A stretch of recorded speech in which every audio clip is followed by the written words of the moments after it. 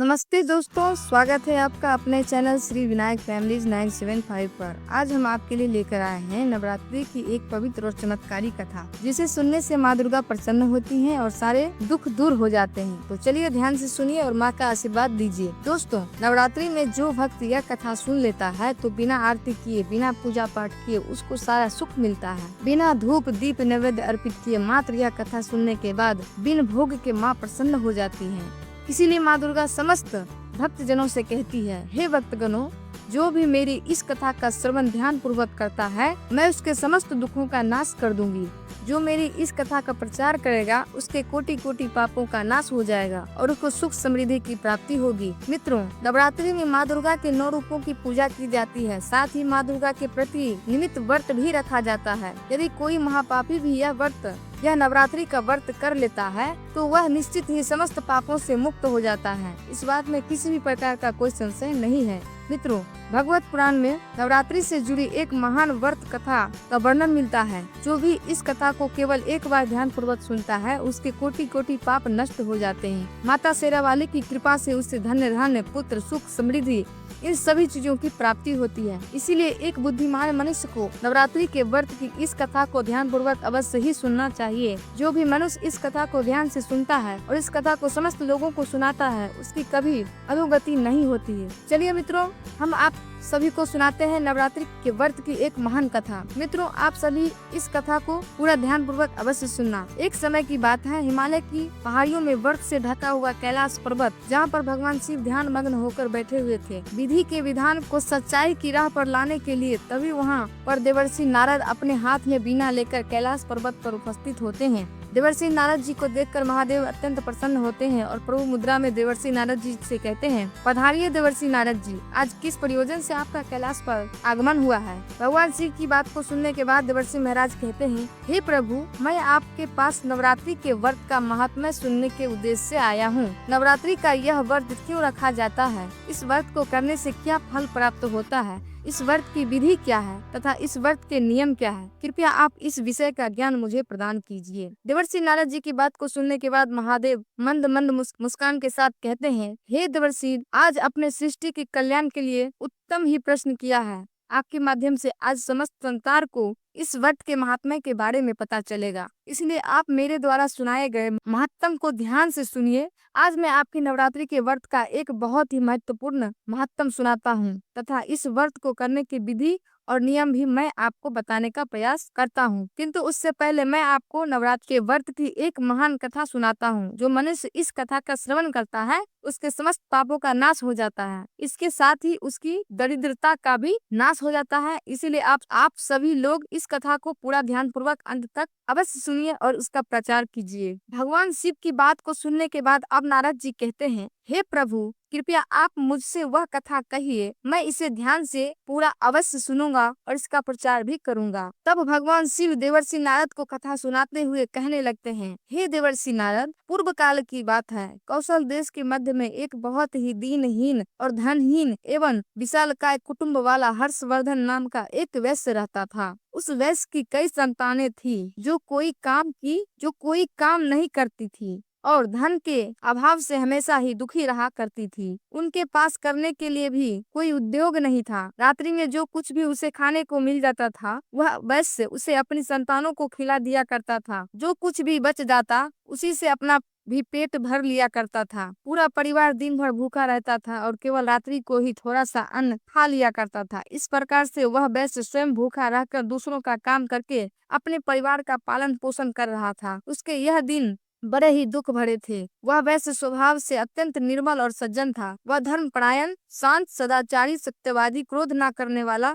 धैर्यवान और अभिमान रहित था। वह प्रतिदिन देवताओं और अपने पितरों का पूजन किया करता था। वह वैश्य अपने द्वार पर आए हुए अतिथियों की पूजा किया करता था। वह अतिथियों के लिए भोजन की सामग्री पहले से रखे रहता था। जब कोई अतिथि उसके द्वार पर आते थे तो वह सभी को भोजन कराने के बाद ही भेजता था। जो कुछ भी अतिथियों को भोजन कराने के बाद बच जाता, उसी से वह अपना गुजारा चलाया करता था। उसके अब ऐसे ही दिन गुजर रहे थे। अब कुछ समय बीतने के बाद एक विद्वान ब्राह्मण ब्राह्मण उस हर्षवर्धन नाम के वैश्य के घर पर आए। हर्षवर्धन ने ब्राह्मण को दान देकर उनका स्वागत और सत्कार किया तथा उन्हें हाथ जोड़कर प्रणाम करके अत्यंत व्याकुल होकर उस ब्राह्मण से इस प्रकार से कहने लगे, हे ब्राह्मण देवता, यदि आप हमारे अतिथि धर्म से प्रसन्न हैं तो क्या हम आपसे कुछ पूछ सकते हैं? तो वह ब्राह्मण कहने लगा, हे महात्मा, आपकी चर्चा तो चारों तरफ की जाती है। आप एक महान दानी हैं। आप अतिथियों का स्वागत बड़े ही प्रेम से करते हैं। इसी कारण से मैं आपके पास आया हूँ। मैं आपके द्वारा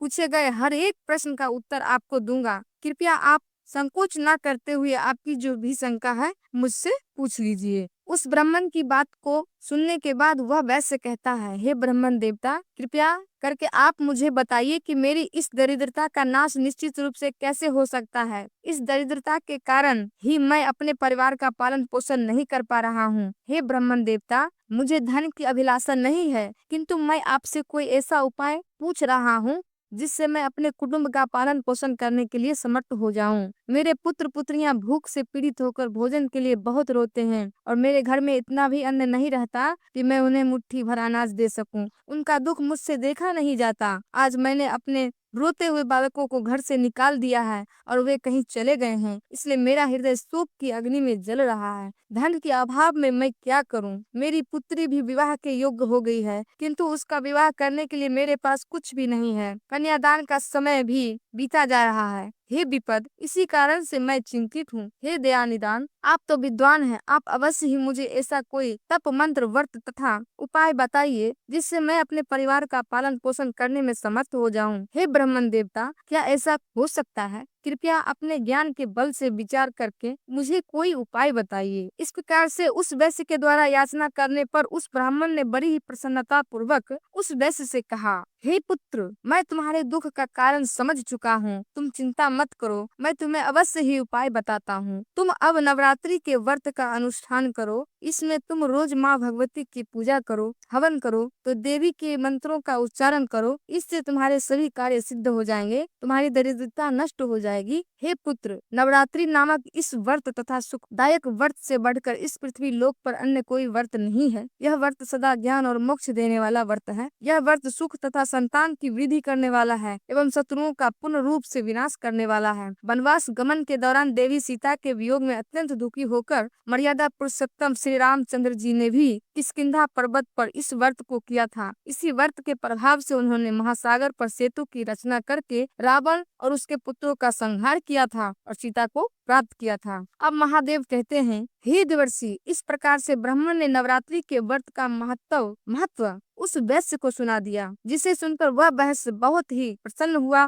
और उसने उस ब्राह्मण को अपना गुरु मान लिया और उनसे देवी आदि शक्ति के मंत्र की दीक्षा ली। तत्पश्चात उस वैश्य ने अत्यंत भक्ति पूर्वक नवरात्रि में उस मंत्र का जाप किया और अनेक विधि तथा उपायों से माँ भगवती का पूजन किया। इस प्रकार से उस वैश्य ने 9 वर्षों तक नवरात्रि के व्रत का अनुष्ठान किया। फिर 9वें वर्ष के अंत में अष्टमी तिथि को अर्धरात्रि आने पर साक्षात महेश्वरी ने उस वैश्य को दर्शन दिए और कहा, हे पुत्र, मैं तुम्हारी भक्ति और पूजा से अत्यंत प्रसन्न हूँ। तुम्हें जिस भी वर की कामना है निसंकोच होकर तुम मुझसे मांग लो। तुम्हें जो चाहिए वह मैं तुम्हें प्रदान करूंगी। साक्षात माँ दुर्गा को अपने सामने खड़ा हुआ देखकर उस वैश्य का अंग कांपने लगा, उसकी आंखों से आंसू झलकने लगे। माँ दुर्गा के उस अद्भुत दिव्य स्वरूप को देखकर वह वैश्य हर्ष से उत्साहित होने लगा। फिर उस वैश्य ने माता को प्रणाम किया और उनसे कहने लगा, हे माँ, मैं आपके दर्शन पाकर ही धन्य हो गया हूँ। माता, आपका दर्शन अत्यंत दुर्लभ है।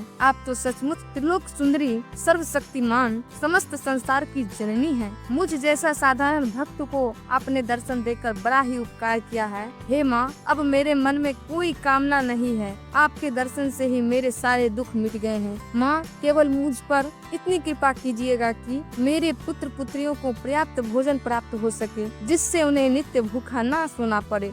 उनकी ऐसी व्यवस्था पर मैं बहुत दुखी हो जाता हूँ। हर्षवर्धन की विनम्रता और उसकी निराश्रित स्थिति देखकर माँ दुर्गा ने मधुर मुस्कान के साथ कहा, हे पुत्र, मैं तुम्हारी सच्ची भक्ति और तुम्हारे तप से प्रसन्न हूँ। तुम्हारी दरिद्रता का अब अंत होगा, तुम्हारा घर धन्य धन से भर जाएगा और तुम्हारे परिवार की सारी समस्याएं समाप्त हो जाएंगी। तुम्हारे बच्चों को भी अच्छा भविष्य मिलेगा और तुम्हारी पुत्री का विवाह भी जल्दी होगा। तुम्हारी पीढ़ियां सुख और समृद्धि से पूर्ण होंगी। इतना कहकर देवी दुर्गा अंतर ध्यान हो गई। उसी क्षण हर्षवर्धन वैश्य का घर प्रकाश से भर गया और उसकी दरिद्रता समाप्त हो गई। देखते ही देखते उसके छोटे से घर की जगह एक विशाल महल खड़ा हो गया। उस महल में स्वर्ण मणियों और बहुमूल्य रत्नों का भंडार भर गया। उसकी सारी संतानें खुश और भूख की लालसा से तृप्त हो गई। हर्षवर्धन के पास अब न केवल अपने परिवार के लिए अन्न था, बल्कि वह दूसरों की भी मदद कर सकता था।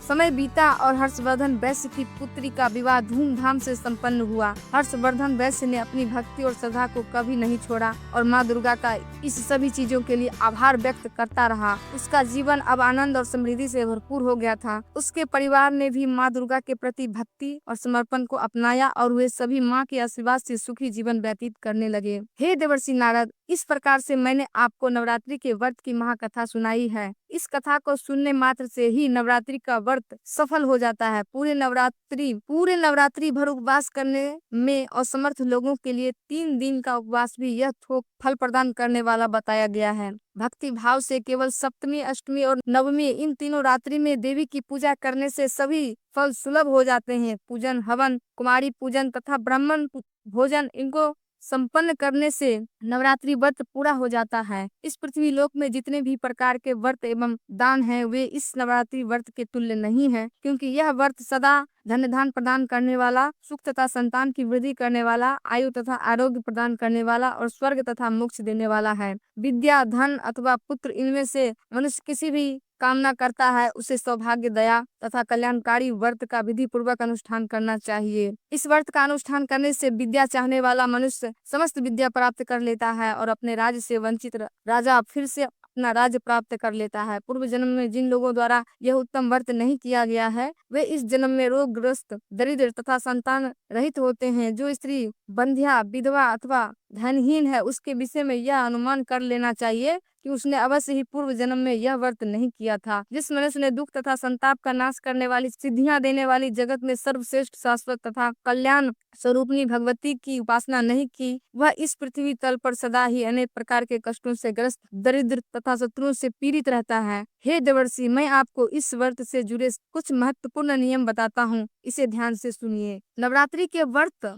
का आरंभ तब होता है जब मनुष्य दृढ़ निश्चय और शुद्ध हृदय से व्रत करने का संकल्प लेता है। यह संकल्प ही उस यात्रा का आरंभ है जो व्यक्ति को देवी दुर्गा की कृपा तक पहुंचाता है। जब कोई व्रती देवी दुर्गा की उपासना के लिए व्रत का संकल्प करता है, तो उसे अपना मन और शरीर शुद्ध रखना चाहिए। शुद्धता केवल बाहर ही नहीं, बल्कि मन की आंतरिक पवित्रता भी आवश्यक है। यही कारण है कि व्रत का आरंभ संकल्प से होता है, जिसमें व्यक्ति अपने आप को देवी दुर्गा के चरणों में समर्पित कर देता है। व्रत के दौरान भोजन का विशेष ध्यान रखा जाता है। केवल वही अन्न ग्रहण करना चाहिए जो पवित्र हो और बिना तामसिक पदार्थों से बना हो। यदि कोई पूरे 9 दिनों तक उपवास कर सकता है तो यह श्रेष्ठ माना जाता है, लेकिन यदि शारीरिक कारणों से ऐसा संभव ना हो तो फलाहार या एक समय का भोजन ग्रहण किया जा सकता है। भोजन में सात्विकता होनी चाहिए, अर्थात प्याज, लहसुन और मांसाहारी से दूर रहना चाहिए। संयम से जीवन जीना ही सच्ची उपासना है। जब तुम देवी दुर्गा की आराधना करो तो उन्हें केवल फूल, धूप और दीपक से नहीं, बल्कि अपने हृदय की भक्ति से अर्पित करो। देवी को लाल पुष्प विशेष प्रिय है, इसीलिए उनकी पूजा में लाल फूल चढ़ाना उत्तम है। लेकिन इससे भी अधिक महत्वपूर्ण है अपने मन का पूर्ण समर्पण। पूजा के समय अपने मन को देवी दुर्गा के 9 रूपों में से हर एक रूप के प्रति समर्पित करो। हर दिन एक रूप की पूजा करो और उनकी शक्ति का ध्यान करो। पूजा के साथ साथ उनकी महिमा का ज्ञान करना, उनकी कहानियों को सुनाना और सुनना भी अत्यंत शुभ माना जाता है। व्रत के इन दिनों में क्रोध, लोभ, मोह और द्वेष से दूर रहना चाहिए। यह समय है आत्मनियंत्रण और साधना का होता है। अपने मन में सत्य, अहिंसा और संयम के नियमों का पालन करना ही उत्तम है। इस दौरान अपने शब्दों और कर्मों से किसी का दिल ना दुखाओ। यह व्रत केवल शरीर को कष्ट देने का नहीं, बल्कि आत्मा को शुद्ध करने का समय है। जितना अधिक तुम अपने मन और हृदय को पवित्र रखोगे, उतना ही देवी दुर्गा की कृपा तुम पर बरसेगी। हे नारद, ध्यान भी इस व्रत का एक अभिन्न अंग है। देवी के मंत्रों का जाप करो और उनके स्वरूप का ध्यान करो। जब तुम ओम दुर्गा नमः मंत्र का जाप करोगे तो शक्ति और साहस को उत्पन्न करेगा। ध्यान में बैठकर देवी के दिव्य रूप का चिंतन करो, उनकी महिमा को स्मरण करो, जिससे तुम्हारे भीतर की नकारात्मकता दूर हो जाएगी और शांति का अनुभव होगा। जब नवरात्रि के अंतिम दिन आते हैं तो देवी की कृपा को पाने के लिए कन्याओं का पूजन करना अत्यंत महत्वपूर्ण है। कन्याएं देवी का ही रूप मानी जाती है, इसलिए 9 कन्याओं को आमंत्रित करके उनकी सेवा करो, उन्हें भोजन कराओ, उनके पैर धोकर आशीर्वाद लो। यह पूजा तुम्हारी साधना को पूर्णता की ओर ले जाएगी। और हाँ, इस व्रत के दौरान तामसिक आहार से दूर रहना आवश्यक है।